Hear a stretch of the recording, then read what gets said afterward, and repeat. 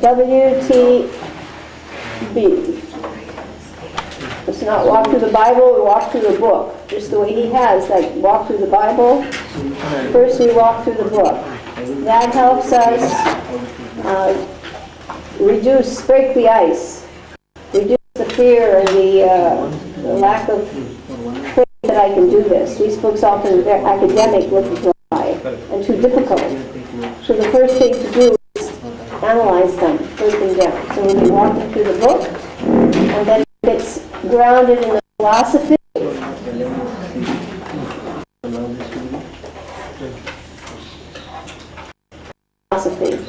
That's a Greek word. Philo means friend, and sophy means knowledge. So become a friend of the knowledge, philosophically grounded. After we walk through the book, and then immediately the initial spelling procedures include everything, writing and sitting and phonograms. We'll start from the very beginning, and we go through that. It's going to require coaching now. And we'll be employing what is called the Collins method. Collins method. It is a 6-step method, and she uses it in the book and she describes it in the book. If you follow the Collins method, you're teaching. Okay. We'll be doing, this will be skills now. And we'll proceed for that one. I honestly have to see how that goes, because I don't really know how well the children are going to be responding. This is a bit of diagnostic assessment. Okay? And we also want to do a review at the end of the phonograms. Every day we will have a phonograms drill. The phonograms have to be drilled until you're doing them in your sleep. You sleep faster and timing. Just bam, bam, bam, bam, bam, bam. You know, nothing in the way.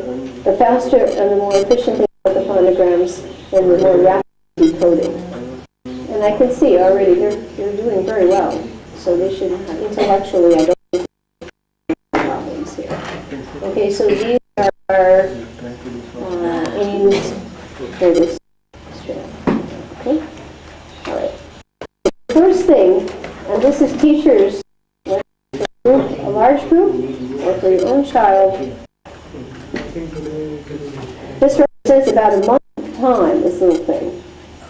I had a computer teacher at one point. He helped me put this together for the Pathway School project. And it's invaluable. It's a little mini book, and it might be the kind of a project you would want to do with your child when you're about to study any book. Geography, social science, math, literature. You may want to do a walk-through book as part of the initial project. If you create a little book, it's the guidebook. Here, I hope I have enough for everybody. Some of you, but if not, do you have the? Okay, if you have your little walk-through book, this is your walk-through Spalding book. If you do, then the article will come around and show you one. Now, I've gone to the trouble to package it. I do books, even books I distribute for an important reason. A, it protects the book, especially small ones. You're less likely to lose it. C, it's a very handy reference book. When I put this book together, I went through Spalding and I took every important thing in this book, put it in this little book. So it's an immediate reference guide. So please put your hand up, and she will come around and she will give you your walkthrough book packet if you don't have one. So put your hand up high and go really fast, Antarctica. Now it's for just the parents. This is not for the children. Just for parents. Come on, put hands up if you don't have one. Okay? Perhaps that's what he's done. Yeah, you may have the booklet. I have enough copies for everybody. The little book is handy. Yeah. Okay. Quickly. Go fast. First with it. Keep it in your pocket. And when teaching spalding, you should have it on your desk. Again, it's about a month of time, but everything that's important in the book is in your little walkthrough book. Very handy. Very handy. And it's a good project, too. Before children start, they can not only mind that, they can put together a little book on what it is they have to learn. And it's a study book throughout the year. And they'll already have it handled. And they can use whatever charts, diagrams, whatever key points, that's all there. Whatever important diagrams, keep lists of key points. It's a summary of what's ahead. And then when you get this book, it doesn't look threatening. An excellent little project to do with children. Did you do it one more? Is that it? No. It's for the teachers, not for the children, right? Yeah, it's just Okay. one, use one maybe. Okay, all right. So we're short one.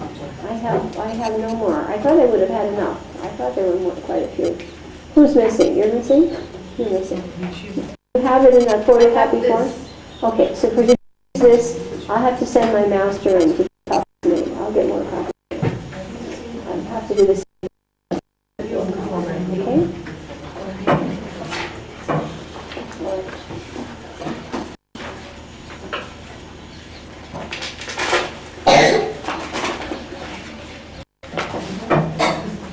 Now, when I went to Pathway School,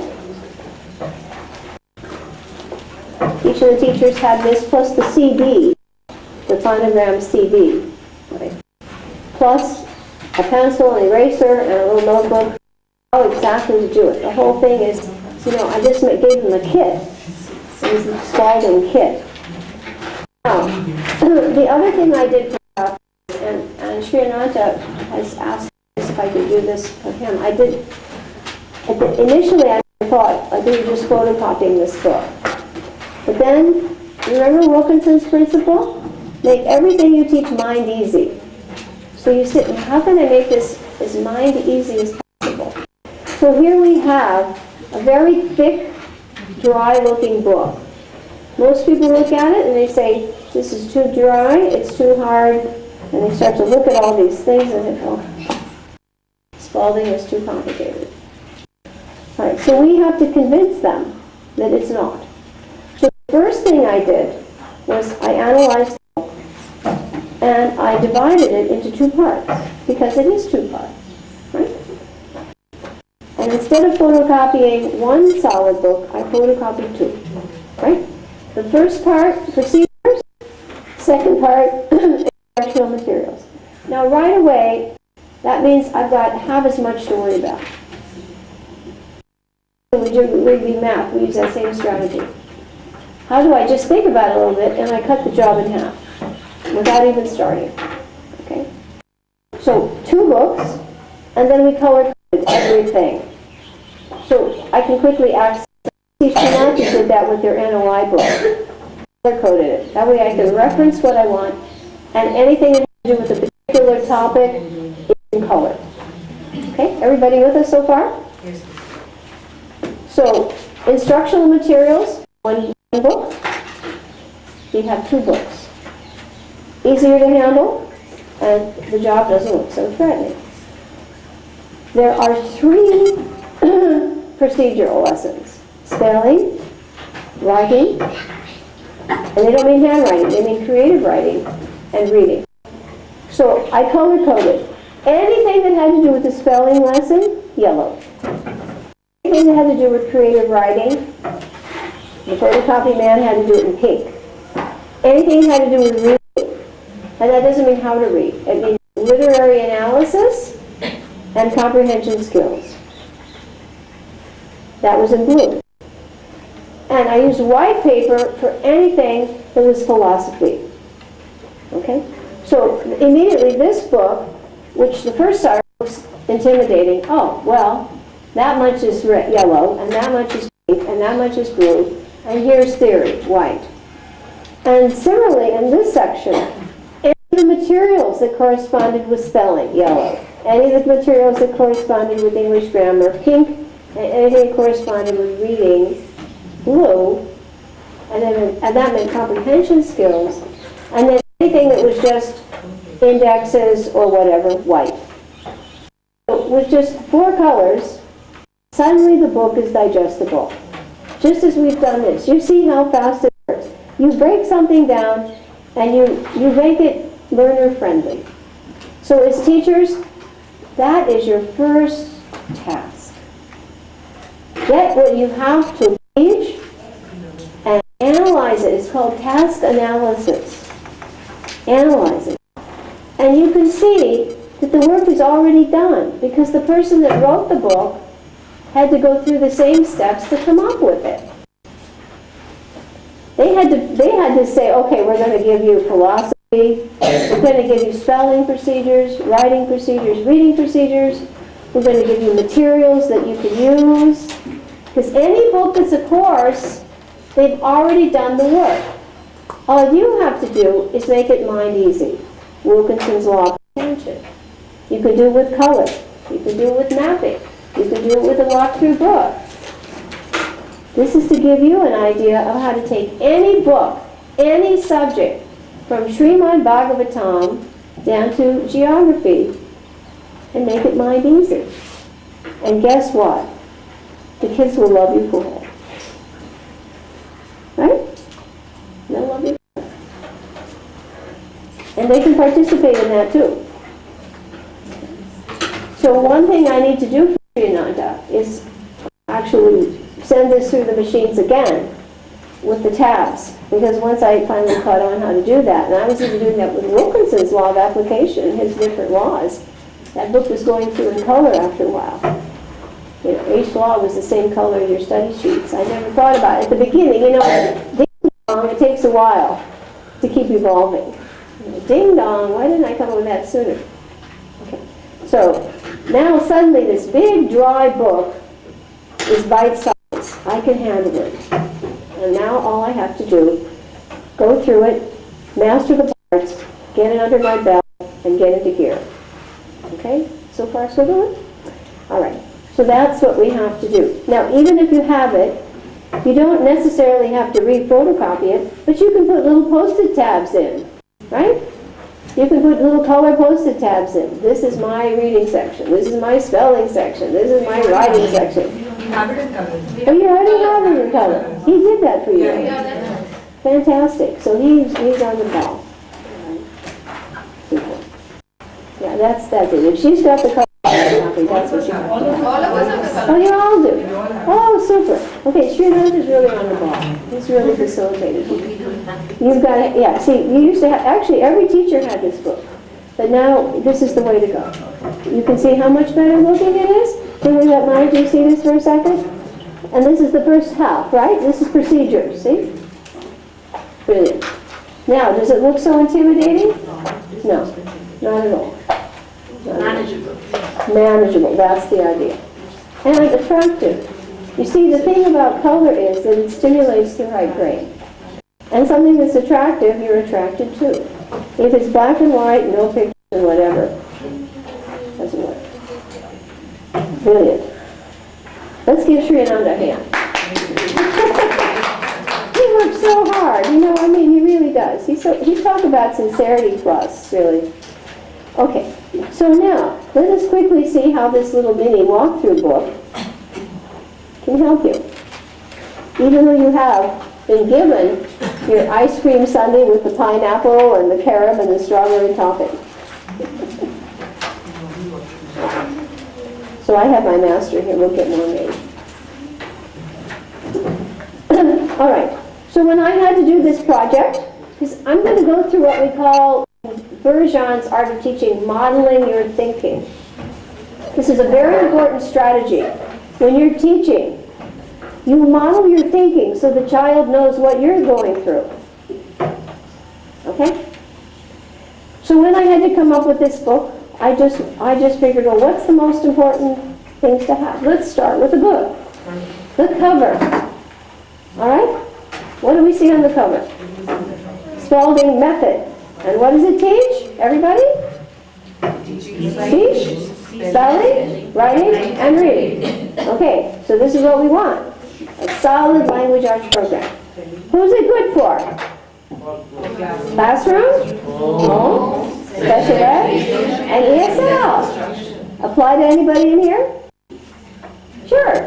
Home, classroom, ESL, right? And special ed. There's always a percentage of children who need additional help.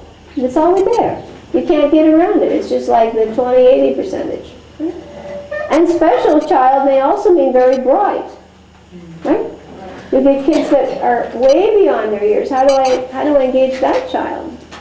Do I say, I'm sorry, you can't go any higher than this in this class? No, you have to figure out what to do with all these children. Did you know that in one 5th grade math class, the age span level is 5 years? Are you ready for that one? I'm teaching 5th grade math. That means some will be 5th grade, some will be 6th, 7th, 4th, and 3rd. Is that true? It's a fact. If you're teaching a class and it says, I'm a 5th grade teacher, and you go to the principal and you complain, I'm sorry, some of my kids are 3rd graders and some of my kids are 7th graders, and what am I supposed to do? Folks, that's the way it is. Good luck. It's the way it is. They codified that. You have to know the statistics, or you'll be burned out. And then you have to do something about it. What do? Complain? Throw in the sponge, like Ron Clark at one point? Go home, cry, say forget it, it's their problem, not mine. I didn't design the schools to be like this. No, you have reality road. I got to do something. Right? And who's the author? Romualda Vilde Bishop Spalding. And what is this book? A Guided Overview Summary. Page 2. So far, so good? And you see how much you learn already. And wait till you start making your own little books. And your kids do too. Okay, 2 pages. Key features. Part 1 and Part 2. These are your 2 parts of the book. Right? I know now what I can find in the first part, and I know what I'm going to find in the second part. It's like a table of contents. Great idea? Think so, Raghuva? Done. Okay. Part 1. What will we find in Part 1, everybody? Lessons, procedures, and theoretical foundations. We're going to get the specific lessons. This book is good. I'm going to find out how to teach it, what to teach. It's going to tell me how to teach it, and it's going to give me what? The theory, so I can stick it out. And introduction. 6 chapters. Number 1. Number 2. Number 3. Okay, I want to know, my kids want to know how to spell, they need to know how to write, and they need to know how to read.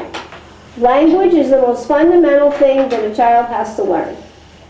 Math is great, all the other subjects are great, but without language, is he going to get too far? No, he won't be able to read the book. Chapter 5, Chapter 4, what's this one? The theory. The theory, so important. We spend half of our time on theory. Chapter 5. This is what most schools don't do. You'll have one course in grammar, and another course in spelling, and another course in writing, and another course in reading, and it's all chopped up. But this is what? How to see how they interrelate. And how do I apply it to other subjects? Not only do I interrelate it, but I apply it to other subjects. And number 6? Advancing literacy. This is about the Spalding Institution. She was a missionary. Her credo was literacy for all. Not just for rich people, not just for Americans. Literacy for all. She was dedicated to that, and she lived to be a good 90-some years of age. A real missionary. Chandrika, the first teacher I was in the Gurukula, studied under Spalding. And she even wrote a tribute to her in one of our newsletters. She said, "Thank you, Mrs. Spalding. You have done more for our children in literacy than we could have ever, you know." Key features part 2. Now what are we going to have in book 2? Instructional materials. First item is what? Literature recommendations. Now as devotees we don't need to stick to that too much. We've got tons of stuff that they can read. More than enough. Okay, under the star, now what do we have? Phonograms. Okay, what else? Rules of pronunciation, 29 of them. How many phonograms, everybody? And rules of pronunciation? I don't think I gave you that number. 29. Not so many. And they're taught as they come up. What else? Spelling and language. Syllable division. That has to come up. Next. Primary and intermediate spelling vocabulary notebooks. And this could be a sample page. There are notebooks for the beginners and notebooks for 3rd grade. And they include how to go about the spelling list, and also how to tackle these rules of pronunciation. It's a very important book, a little notebook. So you have your spelling book, the book, right? And another little book is going to have the rules, 29 rules. Okay. Under the star, what's next? What are we going to have in our book? Extended Heirs word list. Right. That used to be, in the old books, that used to be 1,700 words. Now, these expanded and revised editions, the book I have and you now have is the fifth revision. And there are probably even more since, because we're going back, what did I do with my pen here? We're going back now quite a few years. But originally, the old red one that I had was only 1,700 spelling words. Now, this book, you have 2,300. And this is called the Extended Heirs Word List. Do you see that? This is a list of the high frequency, HF, not high fidelity, high frequency words that occur in English. Right? Because if you're going to teach words, it's smart to teach the words that we see the most. Right? We don't want to worry about words that we don't see so often. So, high frequency words. And, at the end, an alphabetized extended heirs word list. And, uh-oh. At the end, I even laminated that section of my book. And it was just alphabetized. Words like rhinoceros to rinse, whatever. And my children used to go through that rapid fire. Just 2,300 words. Just bam, bam, bam, bam, bam. How fast? And turn it upside down. We would turn it upside down. Didn't have to even read the list upside down. So they were just like rapid, talk about rapid readers. Just bam, that was part of our drills. We just came up with the most far out drills we could think of. And it kept it fun. Okay. And they knew the meaning also? They knew the words and meaning? Sure, because that's part of the spelling thing. Before you give the word, and you use it in a sentence. And you ask if everybody's clear on the meaning.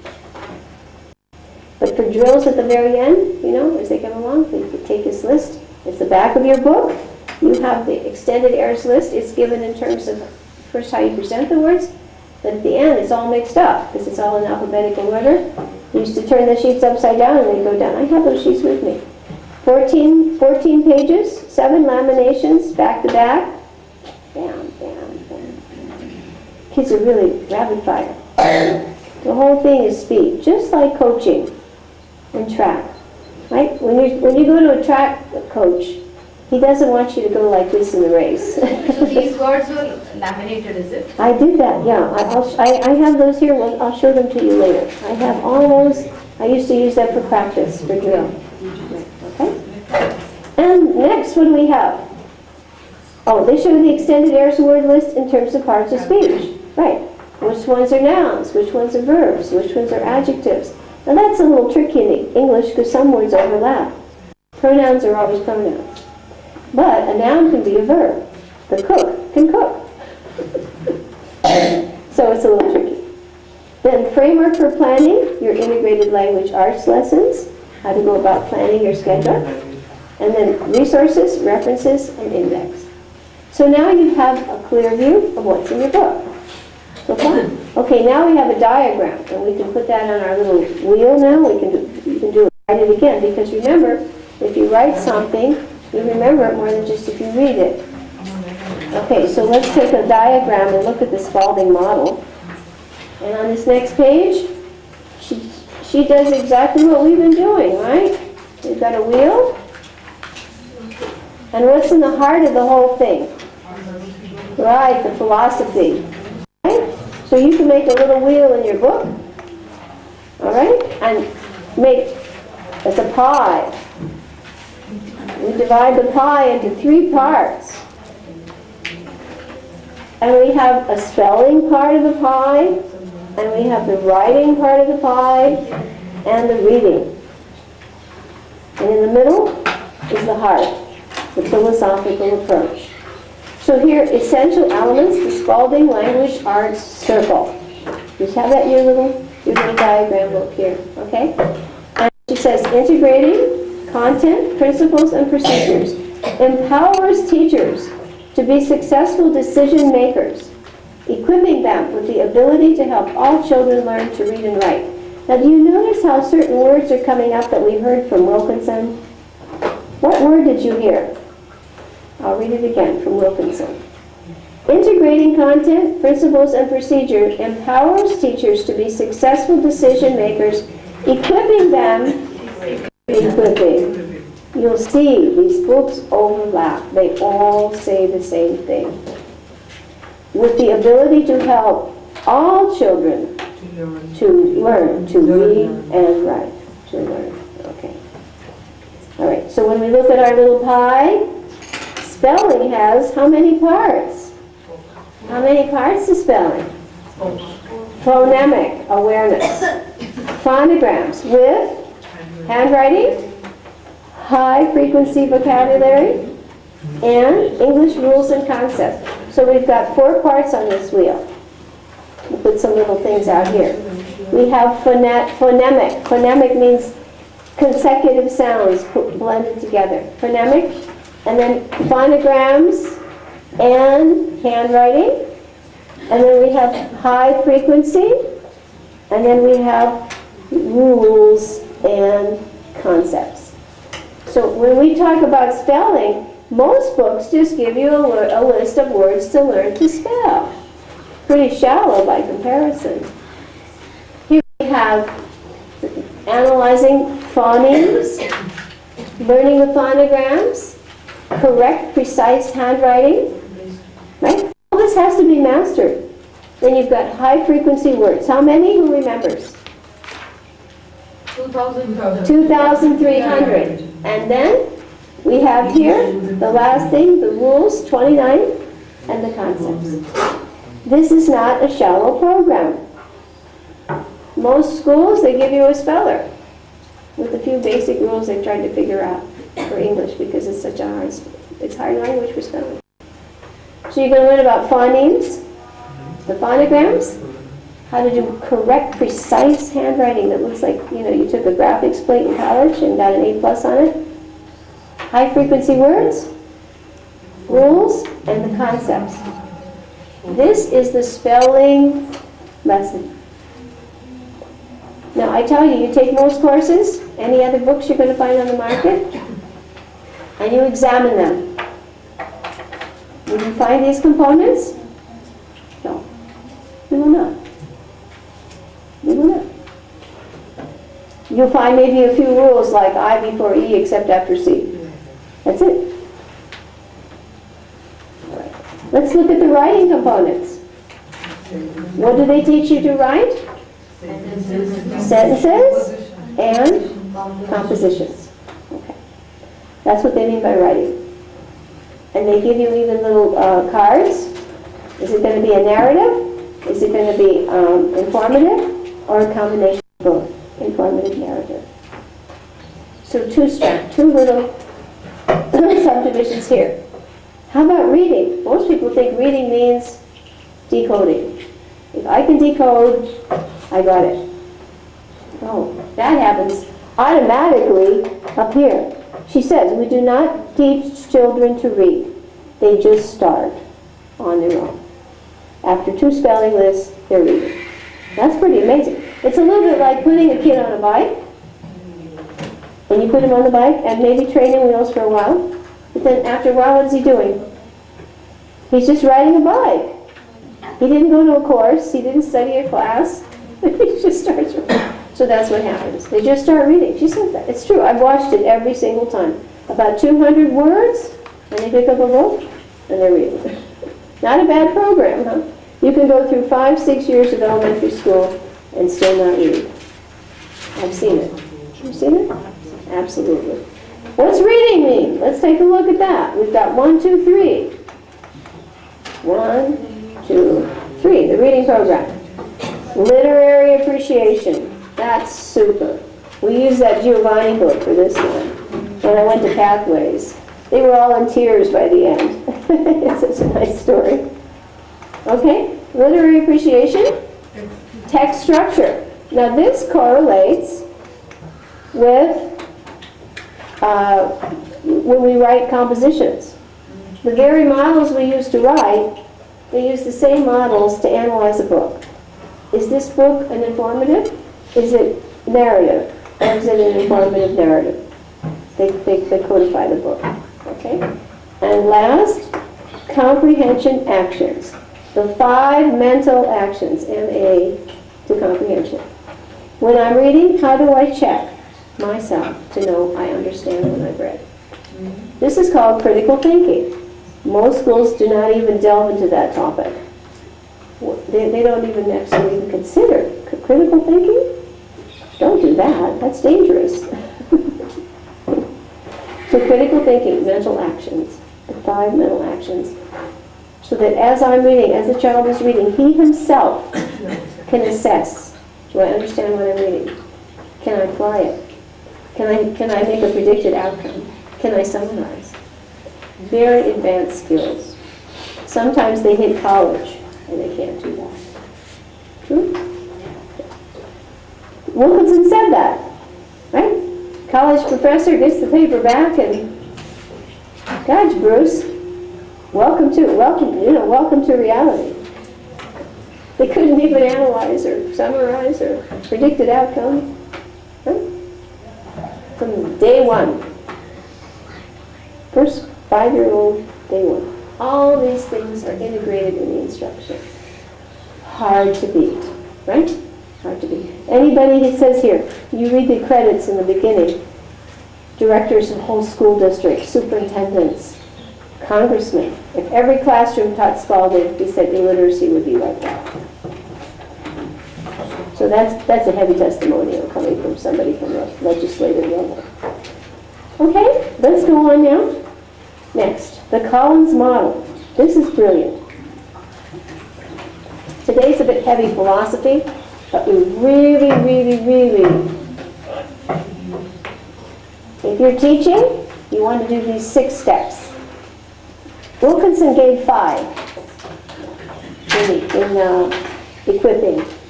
The Collins model is 6, and that's on your page. I don't know if you got the page 3. Just before we're going to do our next, because we're going to get right into skill building here. Okay? Collins model of instruction. Here's your wheel. This is brilliant. When you're teaching, you must do this. Every one of you, classroom, or watch how you turn the page. 1, 2, 3, 4, 5, 6. M, C, S, and F. Make your little wheel. A, R, and E. The last one is E. Now just think about it. Remember, part of when we memorize something is we put our intelligence into it. Then it's easy to remember.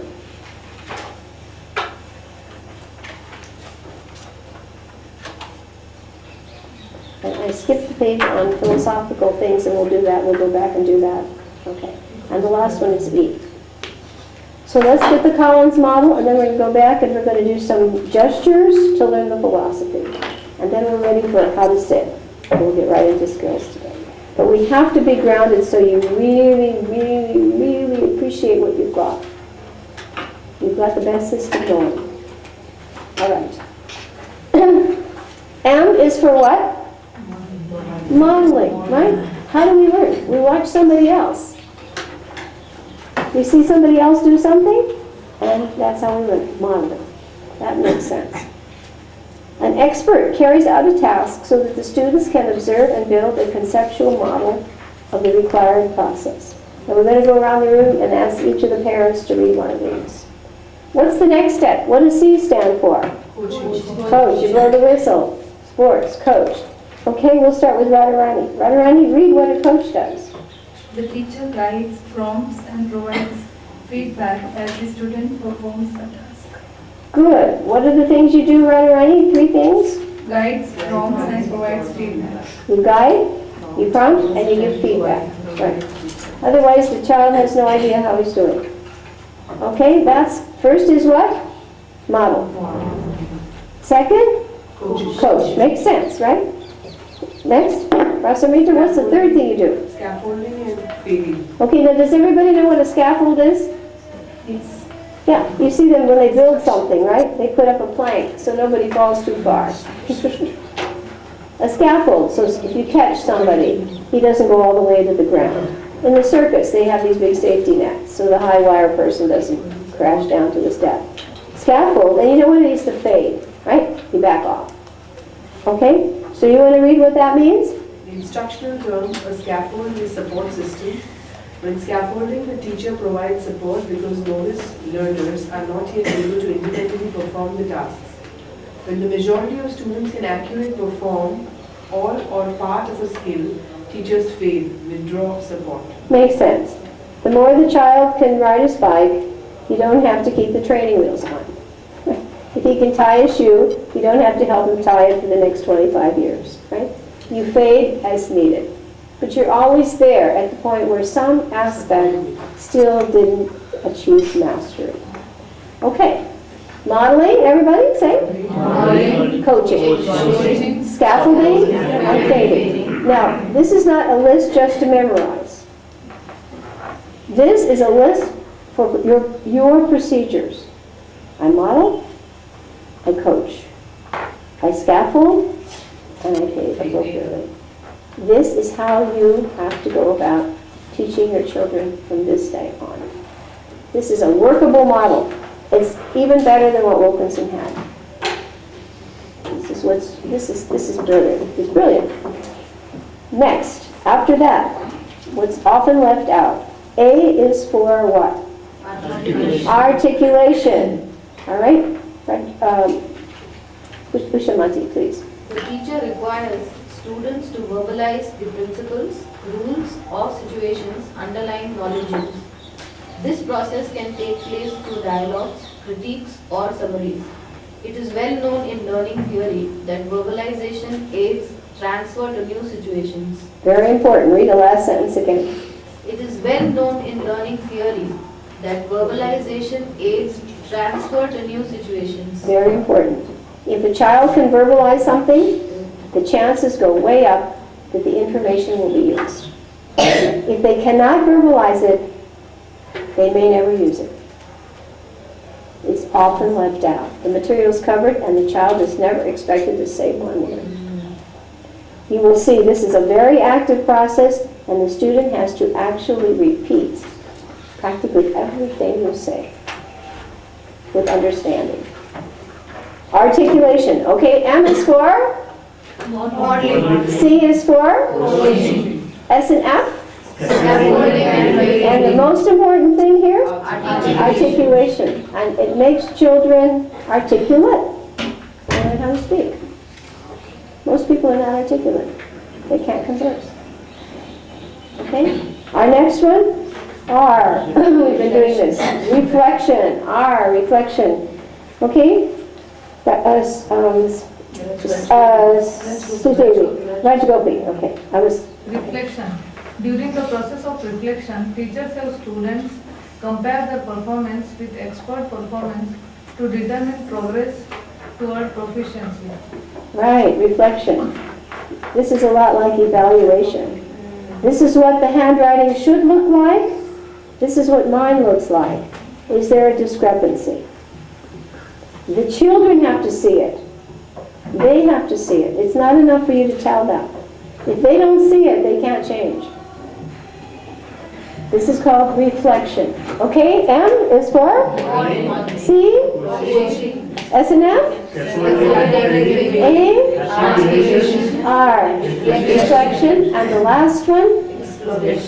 Okay, is what? During exploration, students are encouraged to apply skills to new situations. They take complete responsibility for their performance. Right. This is what Wilkinson called the independent equipper. He's on his own now. He's equipped and he's going to figure out a new way to use material. Okay? And go back. Now, this is something, it's valuable. You teach this way, you have covered your bases, all of you. Live by this model. Employ this model. It's the way to go. M is for? Morning. Then you do what? Then you go. Then what do you do? You scaffold and you fade. And then what do you do?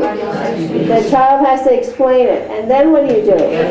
He has to reevaluate what he did. And then what do you do? Then he has to use it on his own. And then you taught it. And by the way, remember, teach means what? Learn. If you didn't learn it, did you teach it? No. And you'll see in the back, they use PI. You presented the information. She shows that in her syllabus. M meant what? Mastery. Then it was taught. But before mastery, you presented it, that's all. And I cannot stress that point enough because most mindsets don't acknowledge that's a possibility. I'm a teacher of math. Oh, really? Do they know it? If they don't know it, you're a presenter of information of math. That's such a fundamental thing. And when I would do the seminars, I would take the word teach. Because Prabhupada made this point a lot. He made this point a lot. When you have the word teach, you have 3 phonograms. This one, what? T, Ia, A, and Chaka, Shak. Okay. You have to underline a phonogram more than one letter. Okay? 3 phonograms.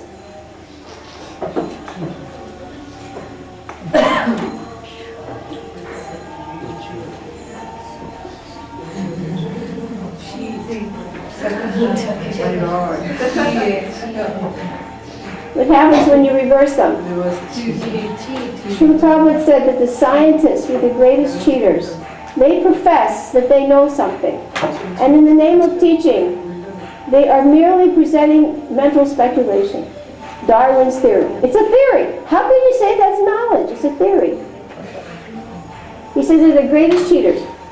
Please, when you undertake taking on your own child, when you go back to the Gurukula, ask yourself, am I this phonogram or that one? Because it's critical. Every step, every day, ask yourself, am I doing this or this? Because Srila Prabhupada said, if I'm saying I'm doing something and I'm not doing it, then you are what? Cheating. You're cheating. And Wilkinson calls it he says, it's over-promise and under-deliver. I'm promising this, and I'm giving you this. It's what they use in advertising all the time. It's not what we're about. So I just wanted to share our first phonograph lesson. All right. Now, we're going to do some little gestures now to get the philosophy and see where we've heard this before. Let's go back on this page, the previous page, Essential Elements, Educational Philosophy, and we have 1, 2, 3, 4, 5, 6, 7, 9 points. 1, 2, 3, 4, 5, 8, 9 points. Okay. We're going to do some body gestures now. Everybody ready? Okay, the first one is what? It's child-centered. Now, who did we hear that from?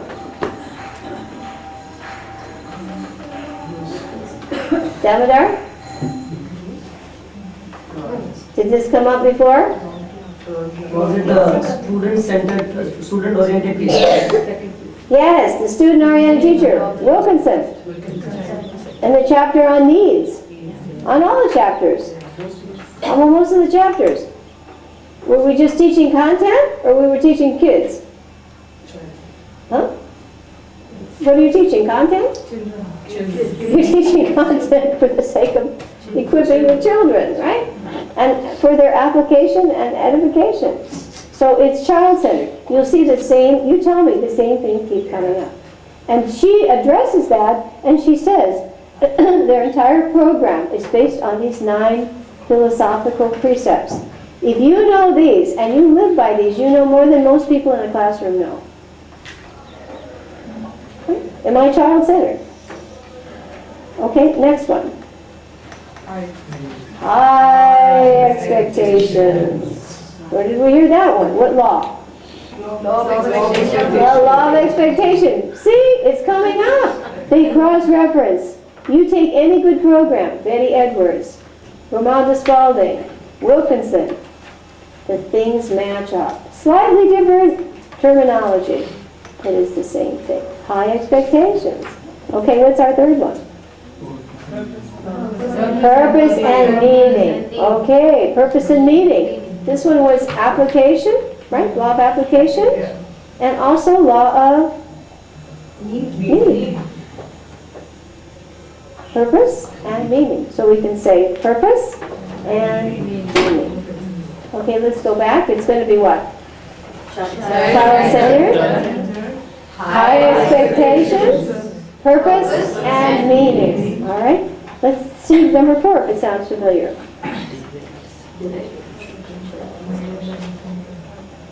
Higher levels of thinking. And where did we come across that one? Today. When we were studying the Bhakti Shastri, right?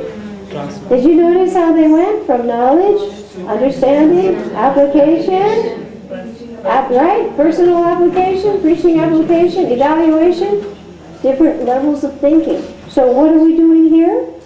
Higher levels of thinking. She's not just sticking you down with what most schools do. They stop at knowledge.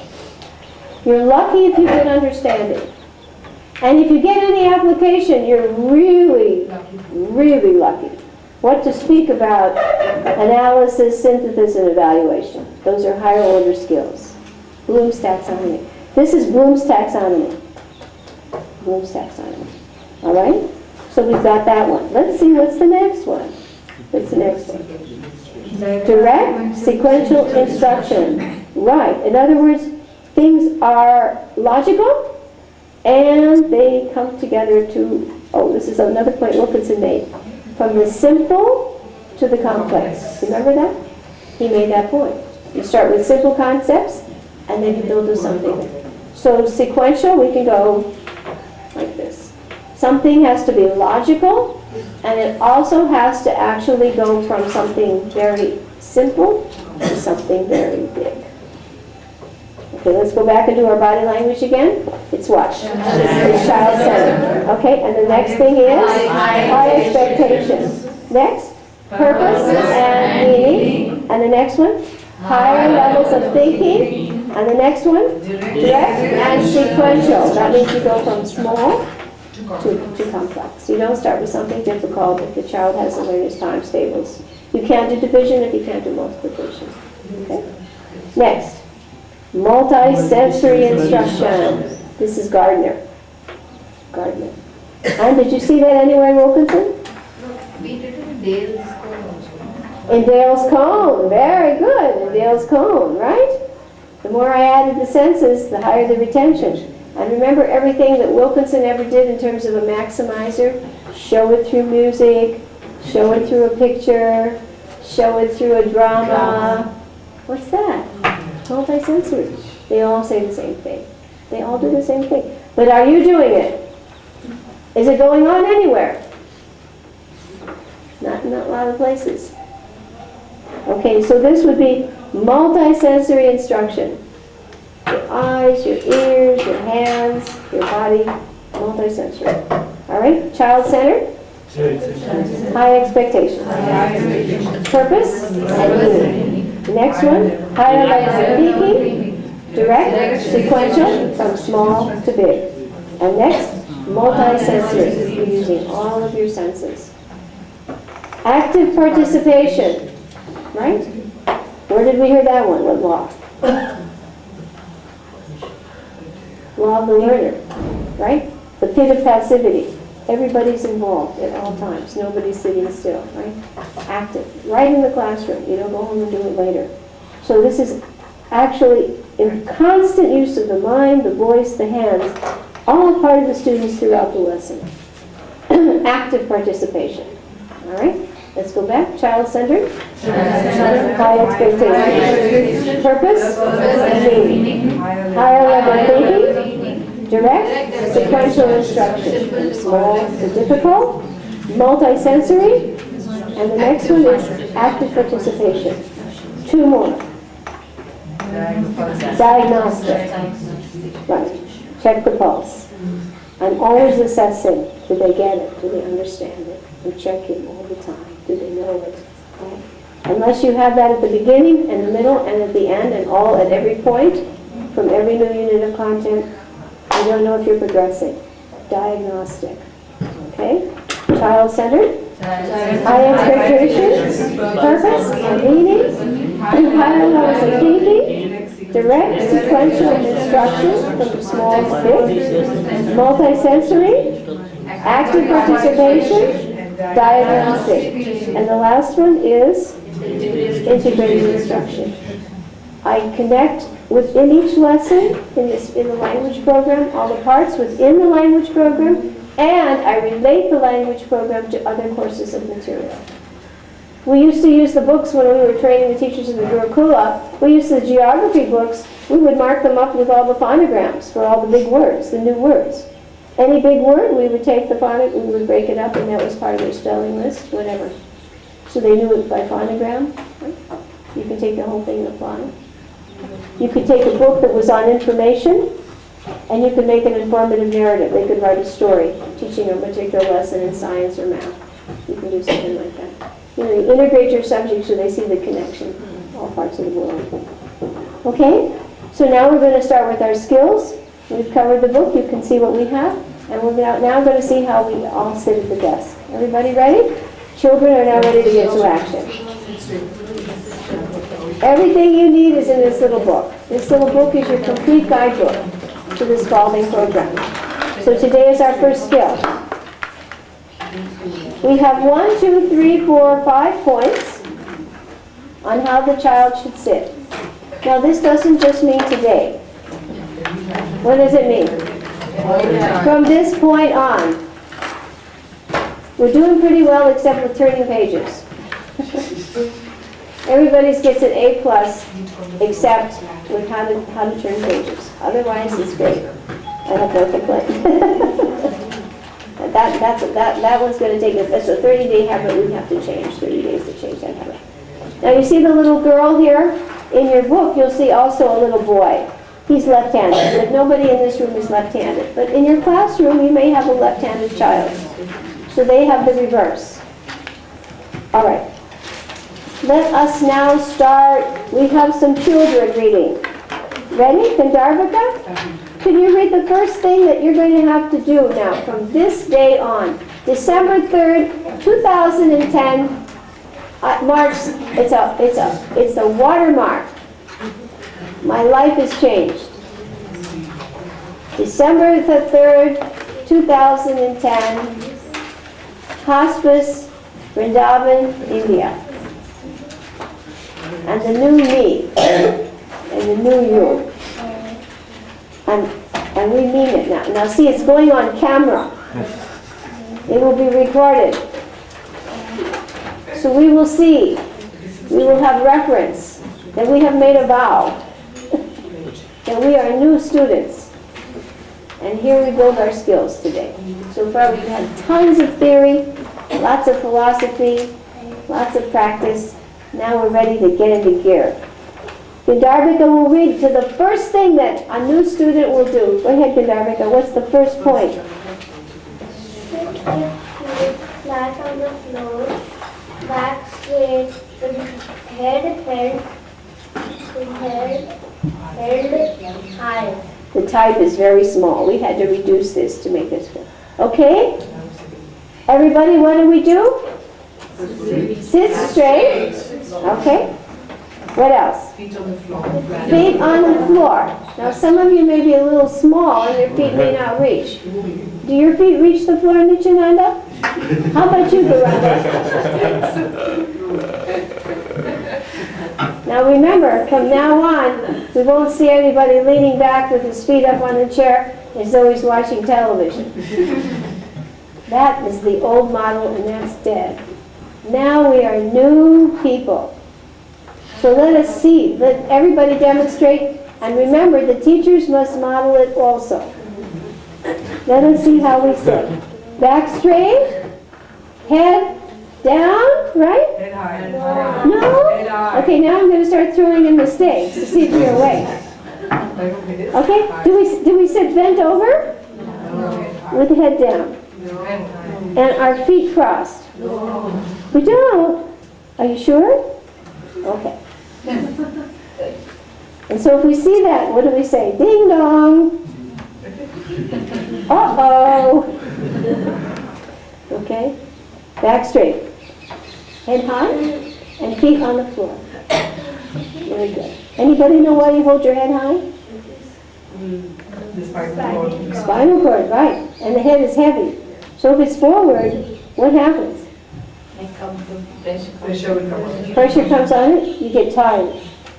And it's hard to hold the head up.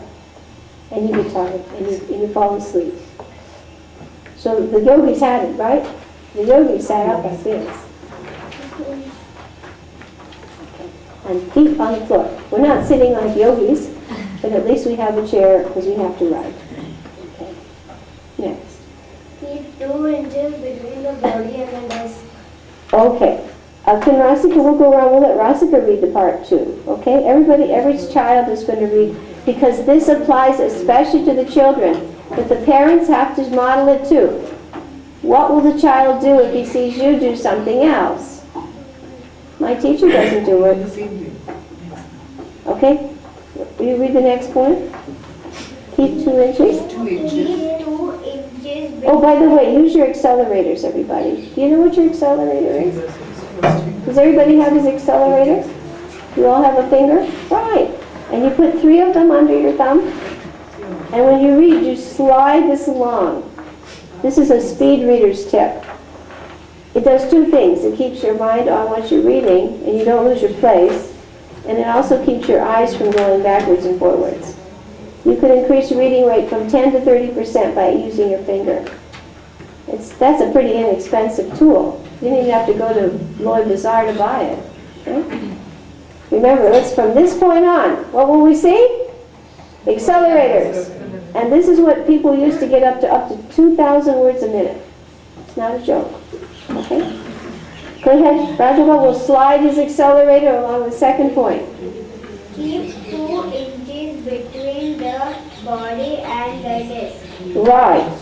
So we don't want to sit back too far or be too close. 2 inches. Okay? So let's see everybody modeling that. Mommies too. Mommies 2 inches from the desk. Teachers. Everybody. Everybody back straight. Head up. 2 inches from the desk. Are you all modeling it properly? Good. How about Garanga? Is he on board back there?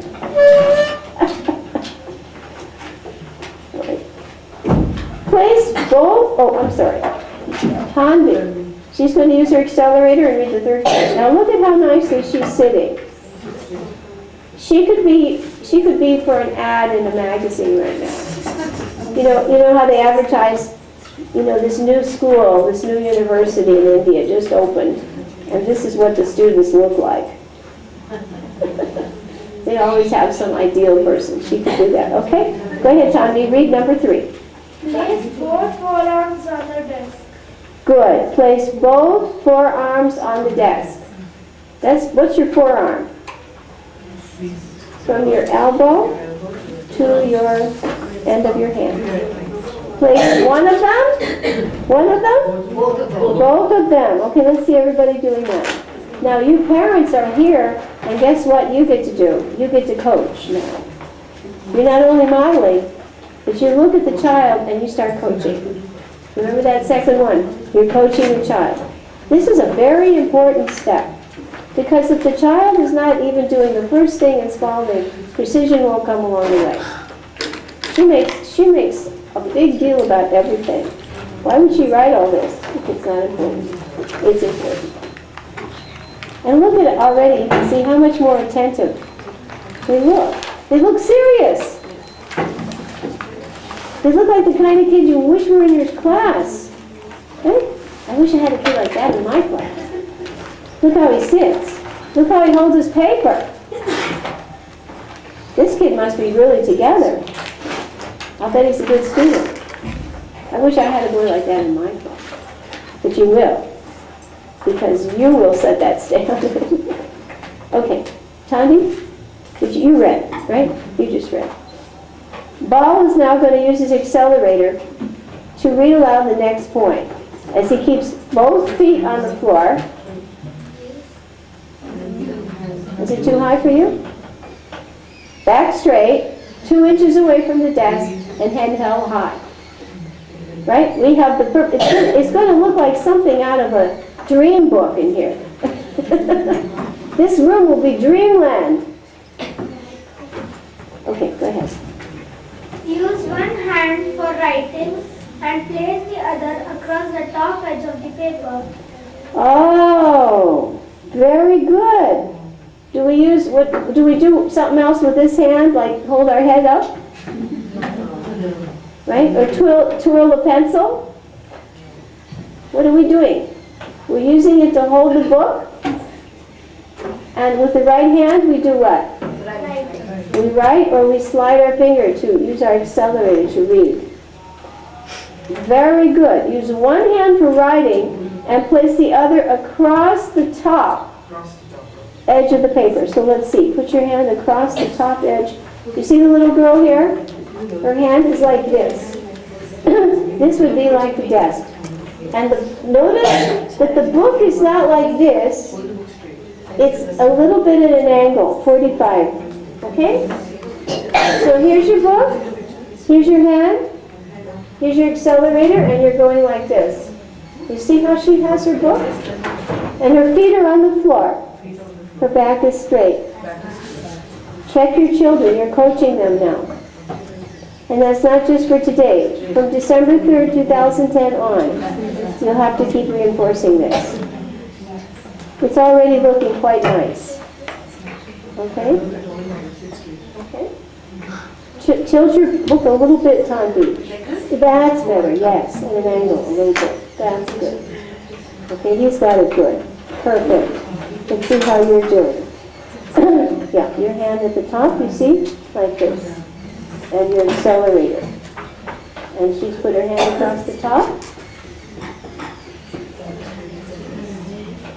And across the top. Turn the book a little bit at an angle. 45, a little bit like this. This is a very serious part of this is the skill building. The desks came. Krishna sent the desks. So let's do it. Let's not have the desk sent for no reason. Krishna sent us the desk. I think he thinks we can do this, right? I think he wouldn't have sent the desk if he didn't think he could do it. He said, just slug it out on the floor. Okay, here's how we go. Back straight, head up, feet on the floor. I'm holding my book like this. I've got my accelerator. Now I'm really focused on learning. I'm focused. My back is straight. I'm attentive. My head is up. I'm not slouched over. I'm not asleep. I'm awake and I'm ready to go. Okay? Nityananda, what's the next thing we do? Keep the side of the paper parallel. Good. Keep the arm of the writing hand, the arm, and the side of the paper parallel. Now, not the forearm, but the arm itself, right? That's why your paper's turned, right? Your arm. And your hand like this, and you're sliding your finger like that. Keep the arm of the writing hand, or the writing hand, I'm sorry, and the side of the paper parallel. This arm, sorry. This arm. The writing hand and this parallel. So it's not like this. It's like this. That's why your paper is turned at an angle. Okay, everybody coaching the children? Everybody's doing it fine? Now remember, it's going to take repeated instruction. Okay? She doesn't have her book at an angle. Rasika, there you go. The writing hand and the book, like that. Okay? Everybody modeling that? You have to go. How are we doing? It's running past 5. So that is our beginning of our skills. Now we are going to do a quick drill of the phonograms and we'll wrap it up. Because one of the things we have to do is every day revise our phonograms. So get out your sheets. I think all of you have laminations now. Everybody set?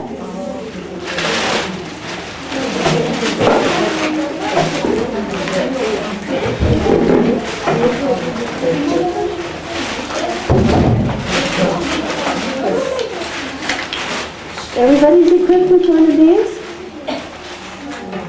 You all have? Now, let us see how the child sits. Let's go through it again. Just because we have the little booklet away, we don't go back to our old habit. Nityananda, how do we sit? Remind him. I'll remind you to remind him. I'm on your case to be on his case. Okay, you have your phonograms thing on the paper like this. Hand here.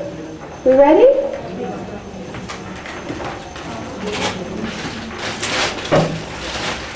We'll do our first drill. Are your feet not touching the floor? It's a little bit high.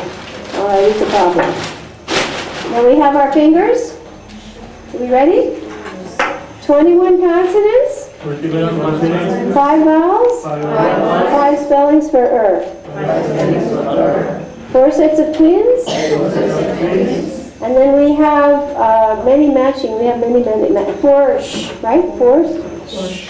And you'll see we have many things that match. Okay?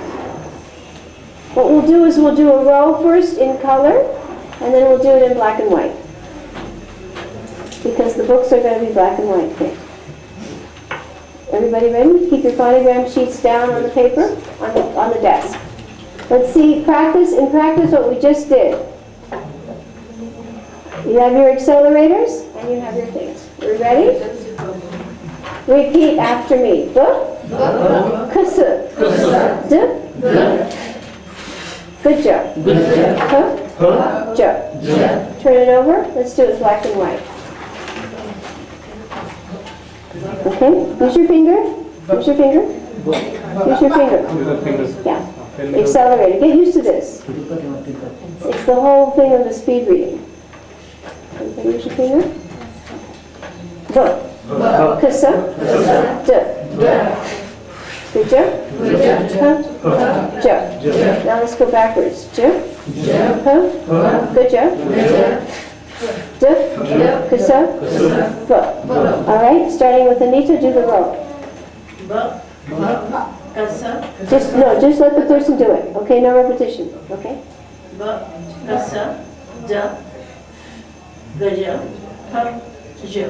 Next.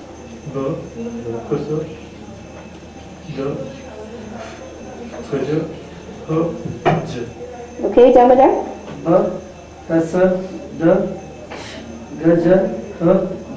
Next.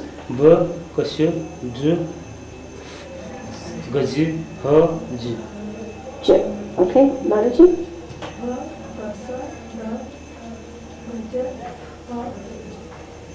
And try not to add a vowel. Just go. Right? No vowels. Don't say ba. Ba. Just say b. Good job. J. No vowel. No no no nothing. Just b. D. All right? Okay? Niharika? Quickly, let's hear you do it. Black and white.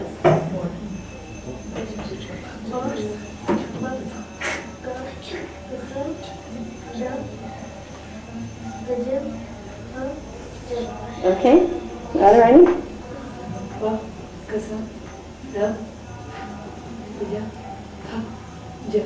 Rasika?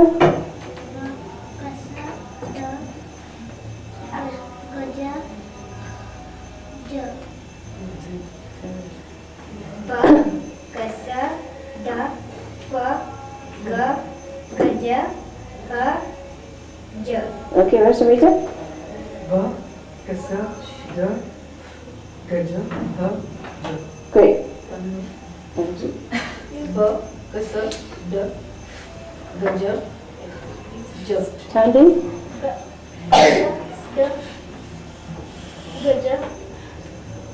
Okay. Tashwati? Ba, kasa, da, gaja, ha, ja. Ba.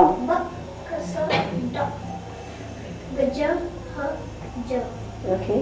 Ba, kasa, da, gaja, ha, ja. Nityananda?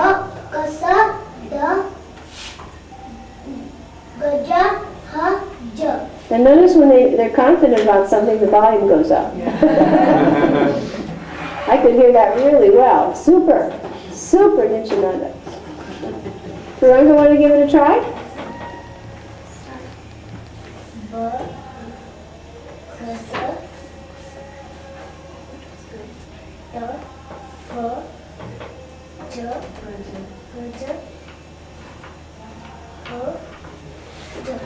Okay. Cindy? Ba, kasa, da, gaja, ha, ja. Okay. Everybody did it? You want to try it? Put him on the spot. You thought he was just running the camera back. Ba, kasa, da, gaja, ha, ja. Amazing. He didn't even go through the preliminaries, huh? Far out, huh? Okay, turn it back. Next row. Repeat after me. We're still on the easy part now, remember? Let's see if everybody's training the children to sit properly. Now I have to blame the coaches, not the children. We blame the coach, not the child. If the child's not doing it, the coach is not on top of it. K. Ooh.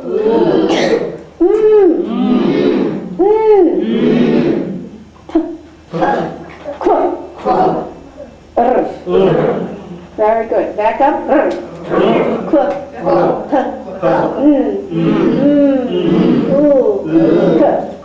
Now let's do it black and white.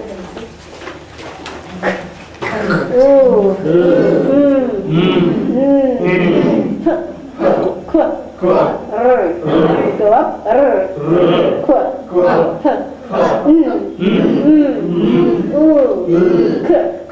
All right, now we're going to go around again, but fast. Everybody just knock it out. Okay, rest. Use your hand, accelerator. Good. Just Good, next.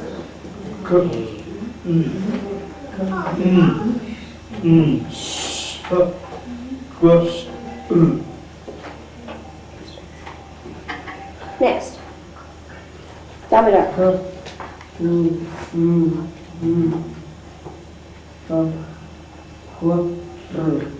Next.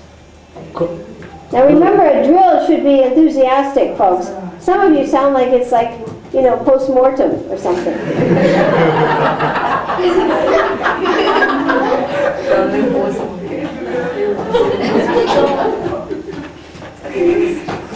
I know it's almost 5:30 and you want to go out the door, but, you know, let's give it the last college try, you know.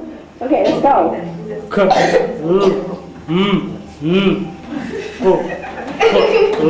Much better, he's still alive. The chorus wasn't that bad. Okay, let's go.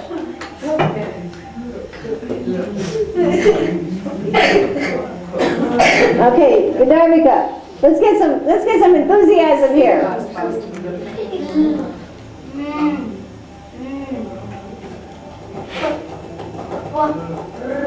Okay, next.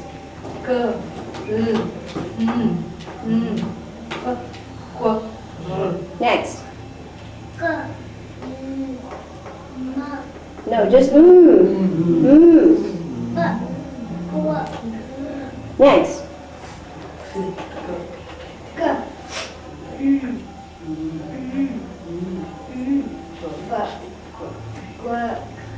I'm going to see who's going to get the award for loudest person. Okay.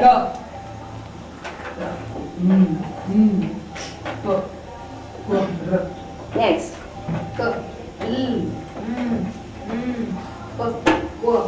And the group is going to decide, not me. Who was the most enthusiastic? Okay, let's go.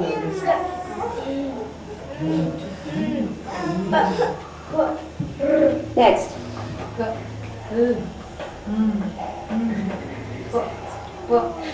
Next.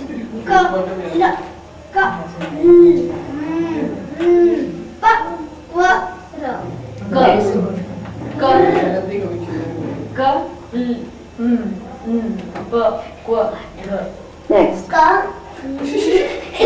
He's going to get it. I know, he's going to get the award. He's Nityananda, the little one. I know he's going to get the award. Okay? Guranga, go.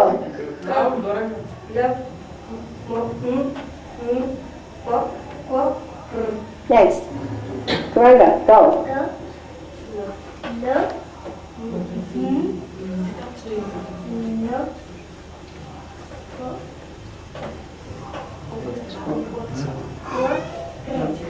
Super. Bhakti. Bhakti, can you say it? Not yet. Okay, we went around? All right, let's go back. We're going to just do our consonants today because we don't have everybody to pass out. S-Z. T. What's the fast one? I. Backwards. I. The fast one. T. Other side. T. It's the fast one. I. All right? Nita Mataji. And we're going to see if somebody gets the award above Nityananda, because Nityananda was the all-time winner the last time. No doubt about it. Okay, Nityananda was the loudest one. Okay, let's go.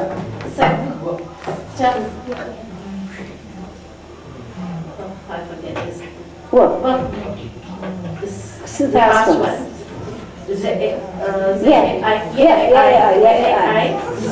Okay, next.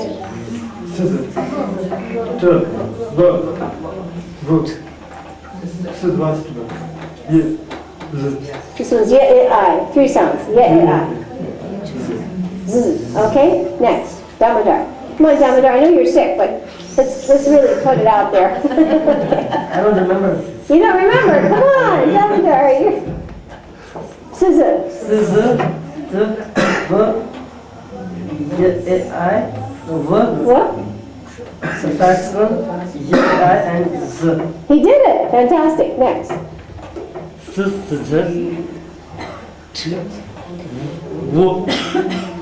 Next one, Z.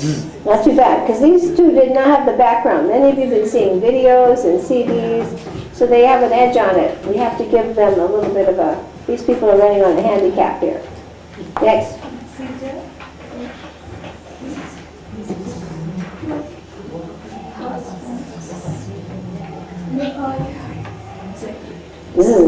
Okay, Gandharvika, loud and clear.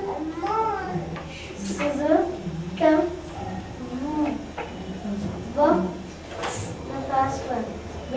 I.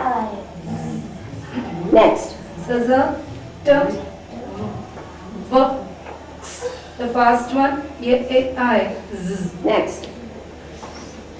Scissor,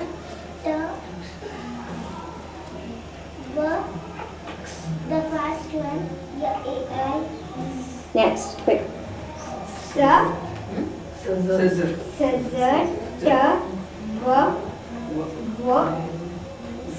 the first one, A-I. Next. Scissor, the first one, A-I, Z. Next. Scissor, work, the fast one, A-I. Next. Scissor, the first one, A-I. Use your accelerator when you're going down the list. That will help you. Like this. Your accelerator. Okay, Margie?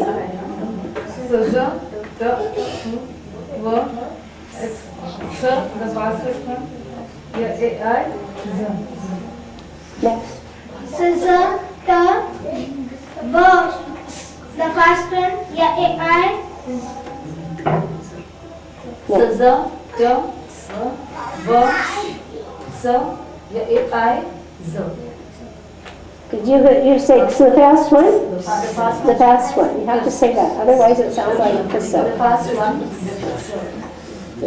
You should learn that. Yeah. Scissor, the first one, A-I. Brilliant. He's very good at phonographs. Guranga? Scissor, work, the fast one, A-I, Z. Guranga?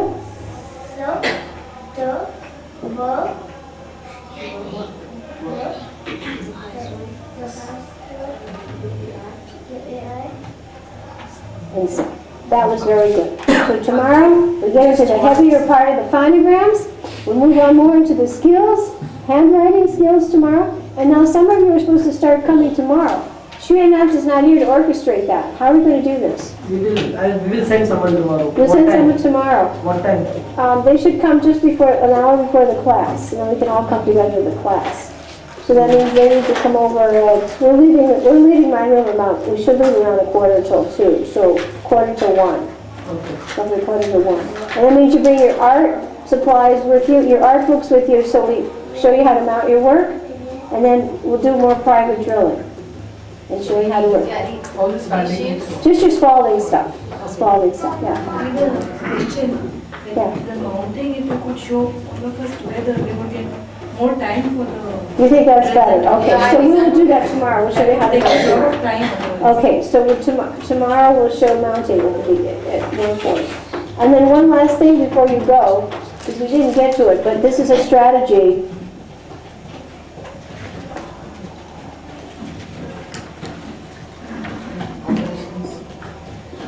These are inverse operations. When we teach them, we teach addition and subtraction side by side. We teach multiplication and division side by side. Addition and multiplication. The principle here is that it doesn't matter the position of the factor or the addend. So the strategy is, if I have a sheet with 100 facts, this is like military strategy. There have to be strategists to keep the soldiers fighting, otherwise they give up. Same thing with school. The kids will give up if you don't have a learning strategy. I have 100 facts. You tell the kid, no you don't. How many do I have? In addition. Now, subtraction and division are something else. In addition, I don't have 100 facts. I have 50. 50. Why do I have 50? Before I even start, I cut the job in half. Does anybody know why? See, I'm glad I'm doing this, because Srinath said, no, they don't need to do this. You do need to know to do this. If I'm adding, because you'll have your stacks and sheets, right? If I am adding 4 plus 3, the position of the numbers does not change the answer. The answer is still 7, right? So when we teach the strategies, the first thing we tell them is, you don't really have 50 problems to learn. 100. You have 50. And every time we teach a strategy, we knock off at least 20 more. By the time we're down to a tiny group of numbers that are the memory group. Everything else is learned by a strategy. And your first strategy today for addition is plus 0. And the strategy is, everybody say no change. No change. You take your homework sheets tonight. You take the math. It's got 100 problems. And you run your finger along. And you stop at every time you see 0. 4 times 0. 0 times 3. 5 plus 0. 0 plus 5. 0 plus 0. 1 plus 0. And rapid fire, you just get the kid to scan. Wake him up. There's a 0. And what does he say? No change. And what's the answer? The other number. So if I add 0 plus 6, what's my answer? 6. The first thing you say is no change strategy, my answer is 6. And you go through the sheet. So tonight, everybody practice the plus 0 strategy. And the minus 0. 2 sheets simultaneously. When I see minus 0, what do I say? No change. No change. So you slide the finger like radar. The whole thing is speed.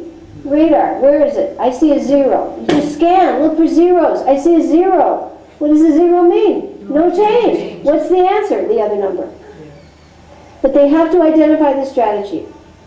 And they have to understand what it means, because practically we'll show 2 dishes, there's nothing here, 5 here. What's the answer? 5. No change. I haven't done anything. Please now, and when you do that, you have eliminated another 19 problems from the 50. Your problem isn't 50 even anymore. It's 30. You just chop it down to nothing. Everybody makes it a big deal. It's not a big deal because they're not using their heads. We learned this with the Rigby math system. Strategies. That's what the commanders do on the military. They're out there to win the war. They're not out there to just play games. The same thing. You have to defeat this math dragon. It's a big dragon, but it turns out to be a tiny little mouse when you're done. So tonight, no change strategy. Take the fingers and time them. How fast can they do all the zeros? Addition and subtraction. Use your little sports thing. They should be able to do the whole Saxon practice sheet perfectly in less than 4 minutes. Less than 4 minutes. 4 minutes. And they will be able to do it in 2. But Saxon standard was 4. But this will take them faster. They can do it in 2 minutes. They can do all these problems, bam, bam, as soon as they see it, automatic, just like the phonograms. But the first strategy is the plus 0, minus 0, and what's the strategy? What do you say? No change. And then you call out the other number. They read the problem. 6 plus 0, no change strategy, answer is 6. And then you go to the next one. 0 plus 3, no change strategy, the answer is 3. Okay, they have to say all that. Because the whole idea is, I think. I don't memorize. I think. Big difference. And then bam, they just see. And then when they come to big problems, multiplication, division, it's nothing. They're not doing this anymore. Okay? So tonight, your homework, go over your phonograms, the consonants, practice. Okay? Tomorrow we'll show you how to do the artwork. Somebody's coming over tomorrow. We'll work independently on how I privately did in my room with the spelling and spelling. Okay? Any personal questions, we can ask them then. So you got your math assignment and your homework assignment. Everybody on board with all of that? Good. Okay. Would you Yes, and from now on I'm doing them in color. Before we did it black and white, but now I do a yellow one, a pink one, a white one, and 2 shades of blue. So the addition, the subtraction, the multiplication, division, they're all coded. You see they have, I think she's even got the laminated list. You even got that. Oh, he got you guys a script. all of us have excuse me, I need a copy. Yeah, he's had it equipped. See, and now I'm doing these in color. I'm now doing these in color. One's pink, one's yellow. No, she said we got this also in color now. No, I'm going to make them in color for you. I'll make them in color. Just zap, zap, zap, zap, zap, okay? And fast. And I want the scores tomorrow. How fast did they do it? Record it on paper. December the 3rd. Start keeping track. You've got your timers. That's what this is all about. This is, the whole thing is acceleration in learning and speed. The whole thing. In 1 month, all of your kids, they used to send them to me for 1 month, the whole school. You got everybody, and they got a certificate. You have mastered your operations. Go back to class. That was it. That's what it did. It was like a diagnostic thing. I've got a big problem. Lots of kids have come in with no English. Well, that I can't handle. I don't know what to say about that. We deal with it with all this as more Yeah. three of us being here. Yeah, you know, that I can't, I mean, Will you teach us to mount here in the classroom? yeah, in the classroom we'll do that. So that we don't need to carry the film. Yeah, no problem. Yeah, so all you need tomorrow is Spalding stuff. Just put it, and see how I come. I have packets for everything. I have a Spalding packet, I have a math packet, I have everything. Oh yeah, Bhakti Shastri's always there. These books you need one tomorrow in the session. Yeah, you should have a packet with everything that's Spalding in one packet. You just learn how to, you know, organize. Everything I need for Spalding, I keep in one packet. Just Spalding, yeah. And you can also, yeah, just Spalding. I think the math we could do here. That's not easy. Yes. You should have your spelling notebooks, your other notebooks, all that, yeah. Whatever you can. Have the kids help you. Whatever you need for Spalding, you should do. And we'll go exactly how we did it. The spiral book you don't, no, yeah, you'll need the spelling notebook. These books now. You need the book that the spelling list goes in. We'll start that. And some other little notebook that's just for practicing your straight lines and slanted lines and all that. Just bring whatever you've got to bring along, okay? You're right. We need one for Yeah. This is for the spelling. This one. Yeah, actually, We have, I've seen it in the video. right, it's better without the rings, right? It's better without the rings. These tear. But we'll start with it, okay? It's better without the rings. Because after they start they're going to use this to read and practice a lot, and then they start tearing them. So I always encourage the sewing book. But we'll work with it. We have these normal notebooks also. Yeah, bring those along. Bring whatever you've got along, and we'll discuss what, you know, it's all applicable. Okay, we're running way over time, but we're really in gear now. Okay? Tomorrow, records on the map, plus and minus. Okay? Practice at home. Time them on how fast they do their consonants. Timing. Record it. Beat this every time. You beat your score. Beat your own score. Beat your own score. With no mistakes.